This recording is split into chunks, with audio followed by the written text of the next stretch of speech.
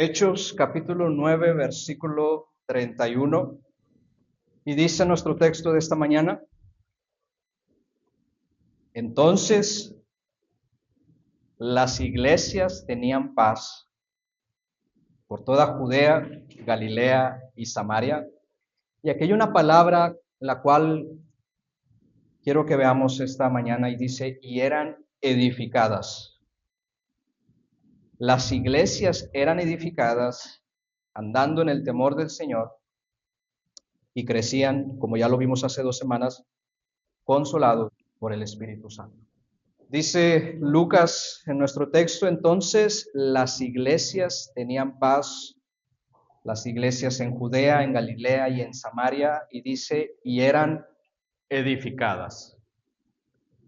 Aquí hay un punto clave en el cristianismo que creo que es importante recordar hoy en nuestro aniversario número 13 como Iglesia Reformada Árbol de Vida. ¿Cuál es ese principio clave? Ese principio clave que hoy quiero que recordemos es cómo la iglesia es edificada. La palabra edificar en el original literalmente quiere decir construir. Al lado de nuestra casa, casa de todos ustedes, se acaba de vender la casa, pero desde que se vendió hasta el día de hoy, que ya son meses, los albañiles no han dejado de hacer ruido. ¿Alguien le ha tocado que al lado de su casa estén construyendo y es un ruidazo, el polvo, las piedras y demás?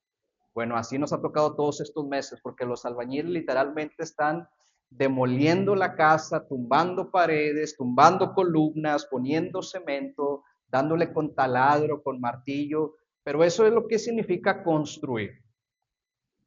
Ahora, aunque la palabra edificar es literalmente construir, no quiere decir que esa es la manera en la que la iglesia es edificada. ¿Por qué? Porque la iglesia no es un edificio, la iglesia no es un salón, la iglesia no es una casa, la iglesia es el grupo de elegidos por parte de Dios, redimidos por el Hijo y sellados por el Espíritu Santo. Es decir, la iglesia es la asamblea de los hijos y las hijas de Dios. Entonces, si la iglesia es la reunión de personas, la pregunta es, ¿cómo se edifica la iglesia? ¿Cómo se edifica la iglesia? Y para ello aplicamos el principio de interpretación bíblica. La Biblia es su propio intérprete. En Efesios capítulo 2 se nos habla acerca de la iglesia y se nos dice que la piedra angular de la iglesia es Cristo, es decir, gracias a la vida, a la obra, a la muerte y la resurrección de Cristo Jesús, Él dio vida a la iglesia, Él rescató a la iglesia, Él salvó a la iglesia. Y sobre esa roca se edifica. ¿Y qué dice Pablo? Y la manera en la que se edifica es a través de la palabra dada por los profetas, por los apóstoles. En otras palabras, el principal medio que Dios utiliza para edificar la iglesia es su propia palabra. Ese es el principal medio que Dios utiliza para edificar su iglesia. De hecho, fíjense bien lo que dice nuestro texto, cómo comienza. Hay una palabra súper importante, dice, entonces las iglesias tenían paz, Judea, Galilea y Samaria, y eran edificadas. Es decir, todo lo que hemos visto en Hechos, desde el capítulo 1 hasta este capítulo, es un entonces. Es decir, lo que hemos visto se nos ha enseñado que es la manera en la cual la iglesia es edificada. ¿Y qué es lo que ha pasado hasta este punto? Llega el Espíritu Santo sobre la iglesia, sobre los discípulos. ¿Y qué es lo primero que hace Pedro, lleno del Espíritu Santo? Se puso de pie y comenzó a predicar, ¿qué cosa? La palabra. ¿Qué es lo que hicieron sus discípulos? Y cuando la iglesia se extendió, ¿y qué fue lo que hizo Pablo? Todos y cada uno de ellos comenzaron a predicar la palabra. Es decir, el principal medio que Dios utiliza para la edificación de su iglesia es la palabra de Dios. Por eso comenté al inicio, creo que es importante, urgente y necesario recordar en este aniversario de la iglesia que la palabra de Dios es el medio principal sobre el cual la iglesia ha crecido estos 13 años y va a seguir creciendo 13 años más. ¿Por qué es importante recordar esto en este tiempo? Voy a poner algunas ilustraciones, algunas de ellas algunos de ustedes ya las han escuchado, pero son ilustraciones que nos van a demostrar por qué es importante el tema de la palabra como edificación para la iglesia. Estas ilustraciones son las siguientes. Cuando mi esposa y yo, Liz y yo, recién llegamos a Italia, estaba por llegar un pastor de otra ciudad a dar una conferencia sobre matrimonios. La iglesia a la que fuimos tenía relación con este pastor, lo conocían de hace años. Entonces nos comenzaron a hablar, a Liz y a mí, súper bien de este pastor. Nos decían, él es excelente hablando sobre matrimonios.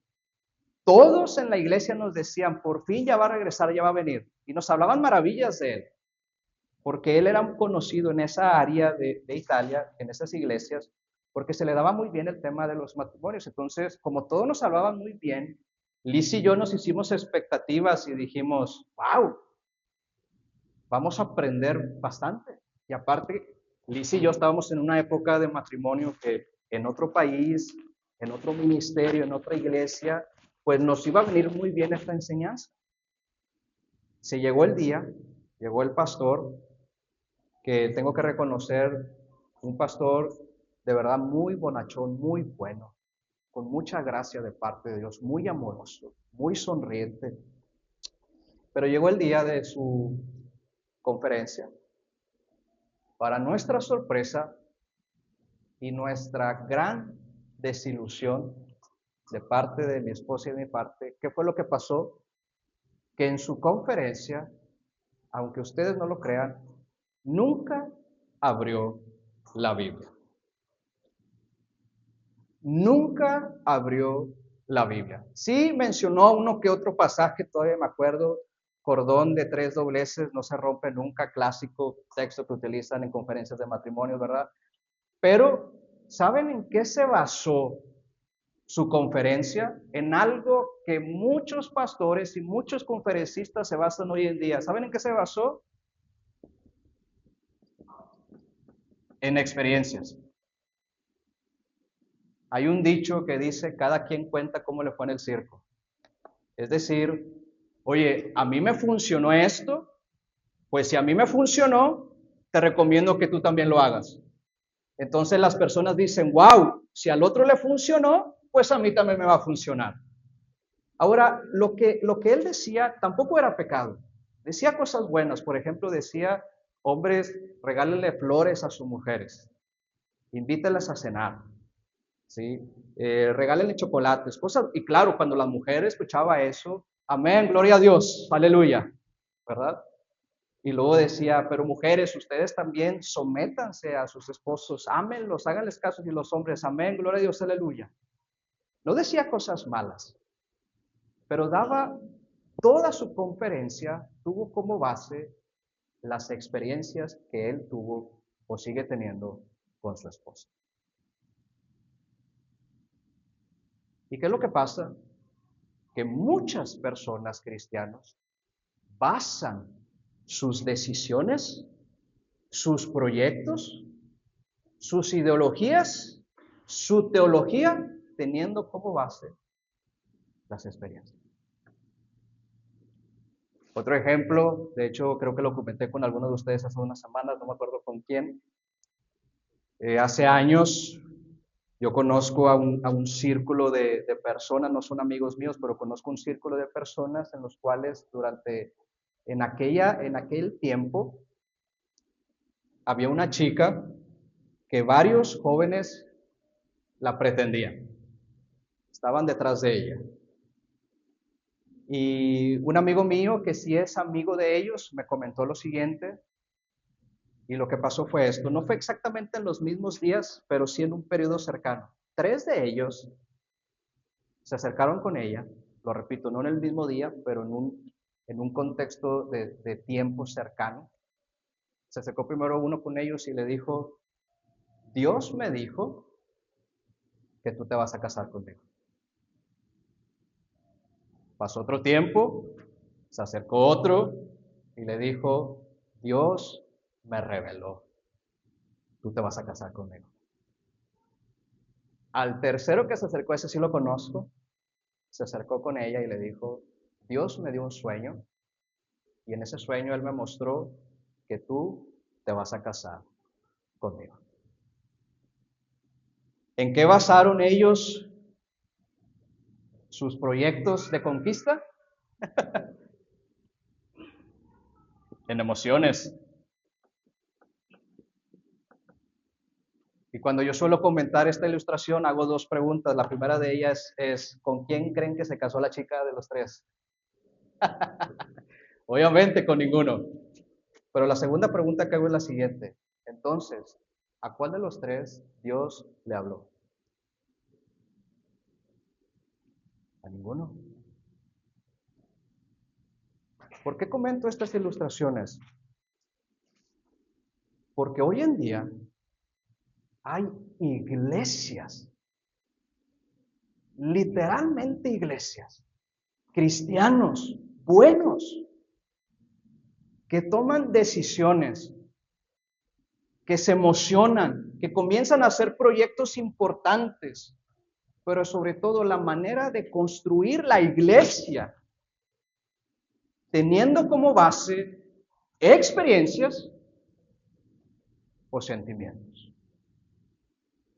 Y esto no es algo nuevo. Tenemos el ejemplo de Pablo a la carta a la iglesia en Galacia, los Gálatas. Pablo está muy enojado cuando escribe esa carta, ¿lo recuerdan?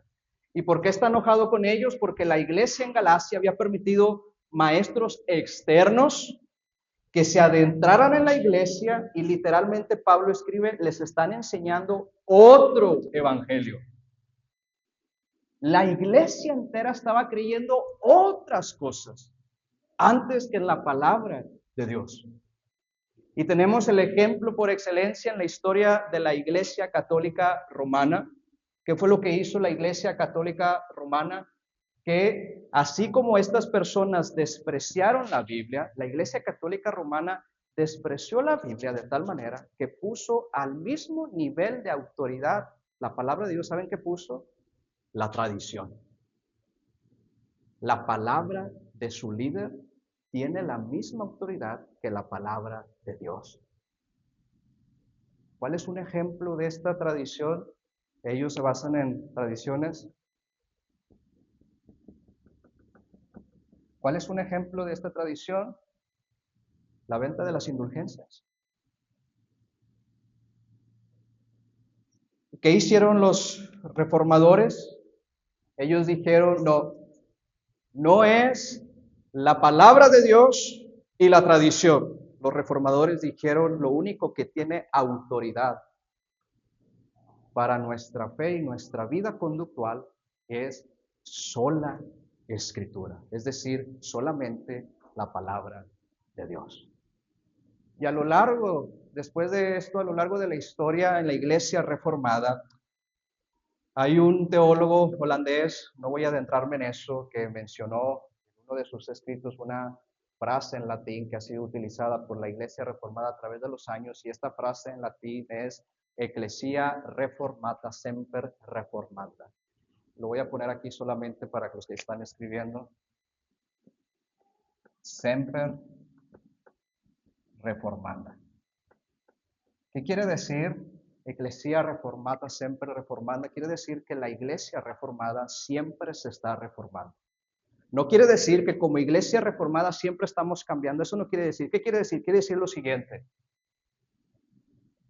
Que la sociedad, a través de los tiempos, a través de la historia, es cambiante. Siempre han surgido ideologías. Hoy en día hay muchas ideologías. Y lamentablemente esas ideologías han penetrado en las iglesias. Por eso hay muchas iglesias que hoy en día ponen su base, su crecimiento en base a las experiencias. Ahora, ¿las experiencias son malas? No, pero esa no puede ser la base de crecimiento de una iglesia. Otras iglesias ponen como su base las emociones. Ahora, ¿las emociones son malas? No, Dios nos dio las emociones, pero esa no puede ser la base de nuestro crecimiento. ¿Las tradiciones son malas? No, nosotros tenemos tradiciones como mexicanos que celebramos, los cumpleaños, por ejemplo, pero eso no puede ser la base del crecimiento de la iglesia. ¿Qué quiere decir entonces que la iglesia siempre se está reformando? Quiere decir lo siguiente, que por más cambios ideológicos que haya afuera, que aunque iglesias grandes cambien su liturgia, su manera de adorar y tantas otras cosas, lo que hace la iglesia reformada, por más cambios que haya, la iglesia reformada, escúchenme bien, siempre regresa a las escrituras. Siempre regresa a la palabra de Dios. Siempre. La iglesia no es edificada por experiencias, por emociones o por tradiciones. La iglesia en el libro de los Hechos fue edificada por la predicación de la palabra de Dios. Y si en aquel entonces fue edificada así, ¿qué nos hace pensar que hoy en día va a ser edificada de otra manera? ¿No? Por eso creo que es importante que hoy, que como iglesia se nos permite cumplir 13 años, sigamos recordando que si queremos seguir edificados otros 13 años más, tenemos que recordar cada año, cada reunión, cada domingo, que lo que prediquemos tiene que ser la palabra de Dios, que lo que enseñemos tiene que ser la palabra de Dios, que lo que enseñemos a nuestros niños tiene que ser la palabra de Dios, que lo que oremos tiene que ser la palabra de Dios, que lo que cantemos sea solamente la palabra de Dios, porque solamente la palabra de Dios es el medio principal que Dios utiliza para edificar su iglesia. Ahora, aquí voy a decir algo importante que a lo mejor puede ser un choque para muchos cristianos, y es lo siguiente: la Biblia no salva a nadie. La Biblia no salva absolutamente a nadie. Lo único que nos salva es la fe en Cristo Jesús como nuestro Señor y nuestro Salvador.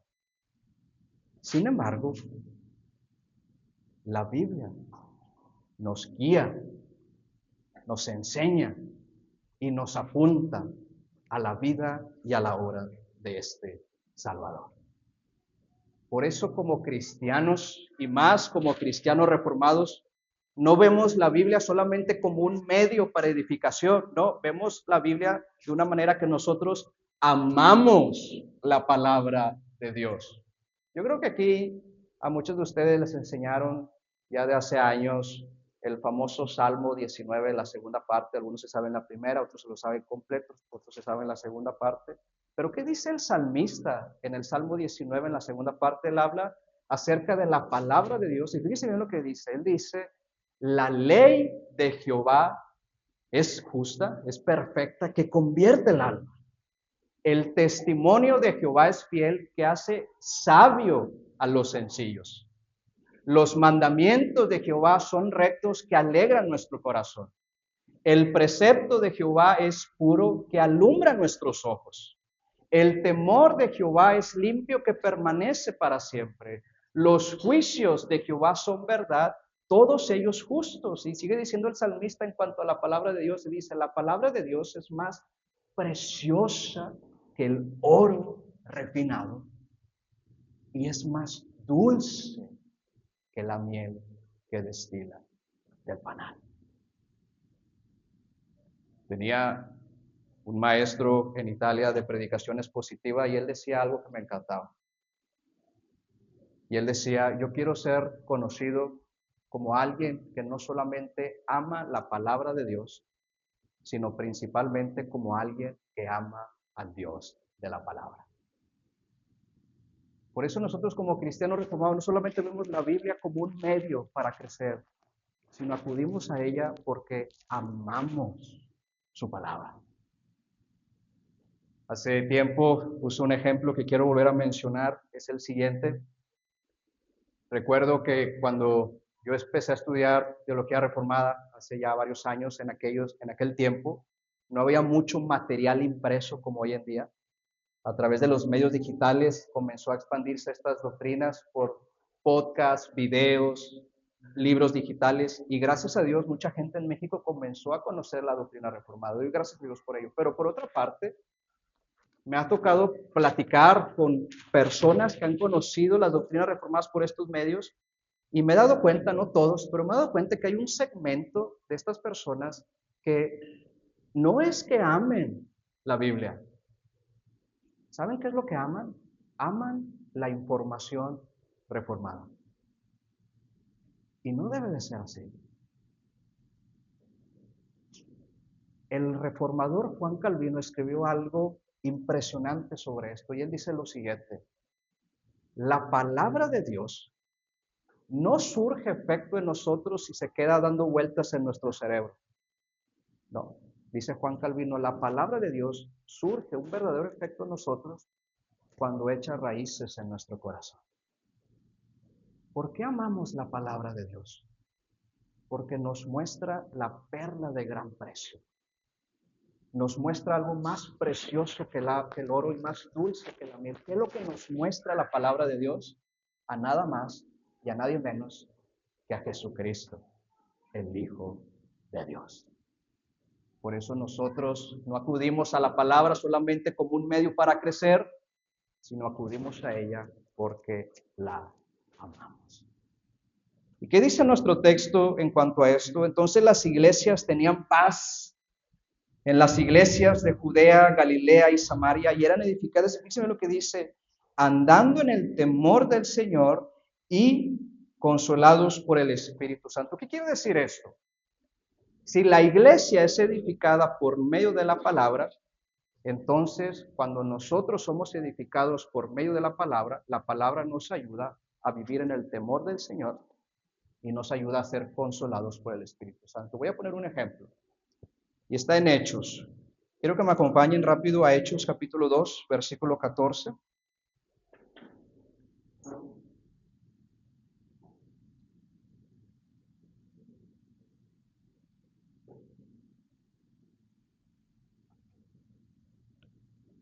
Fíjense bien lo que dice. Entonces Pedro se puso de pie con los 11, alzó la voz y les dijo: varones judíos, todos los que habitan en Jerusalén, escuchen mis palabras. ¿Qué es lo primero que hizo Pedro, lleno del Espíritu Santo, en la iglesia primitiva? Predicó la palabra de Dios. Versículo 22, varones israelitas, oigan estas palabras: Jesús Nazareno, varón aprobado por Dios entre ustedes con maravillas, prodigios y señales que Dios hizo entre ustedes por medio de él. Versículo 23, a él, entregado por el determinado consejo y anticipado conocimiento de Dios, ustedes tomaron preso y lo mataron por manos de inicuos y lo crucificaron. Versículo 33, a este exaltado por la diestra de Dios y habiendo sido recibido del Padre la promesa del Espíritu, que es lo que ustedes ahora ven y oyen. Versículo 36, sepa pues ciertísimamente toda la casa de Israel, que a este Jesús es a quien ustedes crucificaron, es el mismo que Dios le ha hecho Señor y Cristo. Es decir, la audiencia fue expuesta por la palabra de Dios. ¿Y cómo reaccionó la audiencia a ser expuesta por la palabra de Dios? Versículo 37, al oír esto, la audiencia se compungieron de corazón y dijeron a Pedro y a los apóstoles: varones hermanos, ¿qué tenemos que hacer? La palabra compungir tiene que ver con atravesar, penetrar hasta lo más profundo del corazón. Es decir, estas verdades de que los judíos habían matado al Hijo de Dios atravesó tanto sus corazones que se sintieron confrontados y con temor preguntaron: Pedro, ¿qué tengo que hacer con esto que me estás diciendo? Tengo un amigo que ahora ya es pastor, pero en su tiempo de que lo invitaban mucho a predicar, quiero creer que ya cambió, pero en su tiempo él le encantaba predicar diciendo: todos son unos pecadores, se van a ir al infierno, aquí no hay ningún bueno, todos son malos, y así eran sus predicaciones. Y yo le decía: Está bien, confróntame con mi pecado, pero dame una solución a mi pecado. Tú me dejas en el infierno y nunca me levantas. La palabra de Dios no es así. La palabra de Dios nos confronta con nuestro pecado, nos confronta con nuestras debilidades. Esa es la manera en la que aprendemos a vivir en el temor del Señor. Pero no nos deja ahí derrumbados, nos da una esperanza. ¿Qué sigue diciendo Pedro? Versículo 38, Pedro les dijo, arrepiéntanse. Arrepiéntense y bautícense cada uno de ustedes en el nombre de Jesucristo, fíjense, para perdón de pecados, y van a recibir al Espíritu Santo, porque esta promesa es para ustedes, para sus hijos y para todos los que están lejos, aquellos que llamen a Jesús como su Señor y Salvador. Es decir, la predicación de Pedro, la palabra de Dios más bien, confrontó a los pecadores, pero al mismo tiempo el Espíritu Santo utilizó la misma palabra para consolar sus corazones. Eso es lo que pasa cuando las iglesias se nos predica la palabra de Dios, cuando se enseña la palabra de Dios, que cuando somos expuestos a la palabra de Dios, somos expuestos a nuestro pecado. La palabra de Dios nos ayuda a vivir en el temor del Señor, pero al mismo tiempo el Espíritu Santo utiliza las promesas de la palabra para consolar nuestras vidas. Es verdad, has pecado, pero la palabra de Dios también dice que si confesamos nuestros pecados, Él es fiel y justo para perdonarnos y limpiarnos de toda maldad. Pedro más adelante escribe en su primera carta que poderoso es el Señor para guardarnos sin caída hasta el día final. La misma palabra que nos confronta también nos consuela. Por eso nosotros, en estos 13 años que el Señor nos permite cumplir, tenemos que recordar que si queremos que el Señor siga edificando esta iglesia, tenemos que regresar siempre a la palabra de Dios. ¿Qué es lo que enseña Jesucristo vez tras vez en los evangelios? Dice, el que tiene oídos, ¿para qué? Para oír, ¿qué tiene que hacer? Escuchar. Es decir, somos llamados no a escuchar en primer lugar las experiencias, no en primer lugar las emociones, no en primer lugar las tradiciones, no, somos llamados a escuchar la palabra. Que la palabra de Dios es el medio principal que Dios ha utilizado para que Árbol de Vida cumpla hoy 13 años de vida.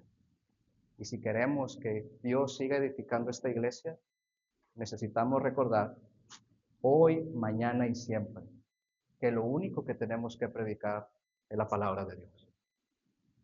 Que el único instrumento de consejería es la palabra de Dios.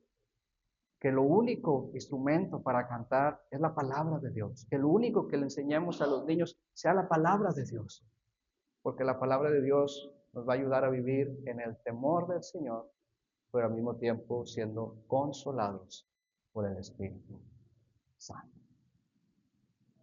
Hermanos, si hoy cumplimos 13 años, no es por el esfuerzo humano, no es por la sabiduría humana, no es por cualquiera cosa que hayamos hecho, no. Cuando abrimos la Biblia, nos confronta y nos dice, nosotros somos débiles, nosotros somos necios, nosotros somos tercos, nosotros iniciamos un proyecto y lo dejamos a la mitad. Pero también cuando abrimos la Biblia, el Espíritu Santo nos consuela y nos dice, es verdad, tú eres débil, pero Dios es fuerte. Es verdad, tú eres necio, pero Dios es sabio. Es verdad, tú dejas las cosas a medias, pero Dios es fiel. Y cuando nosotros recordamos las palabras de Dios, la iglesia crece siendo consolada por el Espíritu Santo. Si hoy llegamos a cumplir 13 años, ha sido únicamente por la gracia y la misericordia de Dios. Por lo tanto, que como iglesia reformada podamos decir hoy, mañana y los años que vengan, no es gracias a nosotros, es gracias a Dios, por lo tanto, solamente la gloria a Dios.